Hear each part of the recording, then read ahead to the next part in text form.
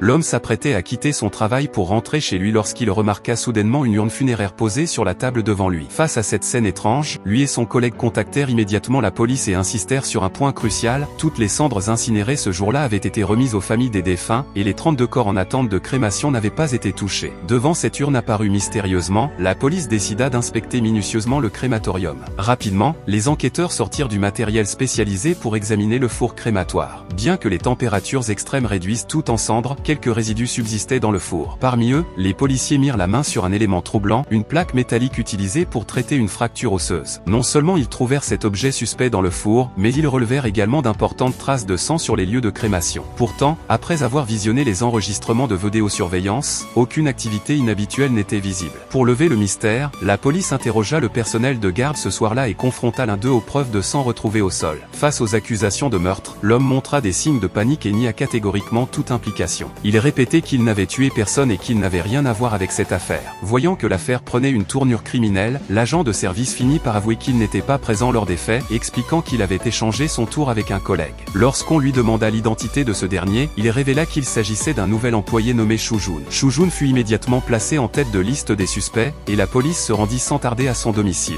En interrogeant sa femme, ils apprirent qu'il avait disparu depuis un certain temps. L'analyse de la plaque métallique retrouvée dans le four révéla qu'elle appartenait à un haut dirigeant d'une entreprise cotée en bourse. Les enregistrements de vidéosurveillance confirmèrent que le véhicule du PDG s'était bien rendu sur les lieux du crime. Se basant sur ces indices, les forces de l'ordre organisèrent un dispositif de surveillance pour retrouver le véhicule du défunt. Peu de temps après, la voiture suspecte réapparut dans leur champ de vision. Après une course-poursuite effrénée, le véhicule fut acculé dans une impasse. Mais au moment où la police pensait avoir capturé Shujun, ils découvrirent que la conductrice n'était autre que sa femme, Yang Xuang. Lors de son interrogatoire, Yang Xuang finit par tout avouer. Elle indiqua où se trouvait l'arme du crime, et une analyse ADN du sang retrouvé sur l'objet confirma qu'elle était bien la meurtrière. L'affaire semblait bouclée, mais certains détails troublaient encore les enquêteurs. En recoupant les éléments de l'enquête, la police suspecta que Yang Xuang tentait de manipuler leur investigation en simulant une fuite désespérée. Pour confirmer leurs soupçons, ils retournèrent sur les lieux et analysèrent à nouveau les traces de sang. Une incohérence majeure apparut: le sang du défunt était uniquement présent au sol, et non à l'intérieur du four. Or, il était impossible de placer un cadavre encore ensanglanté dans le four sans laisser de traces. Pour comprendre ce qui s'était réellement passé, une enquêtrice se glissa dans le four et tenta de reconstituer les derniers instants de la victime.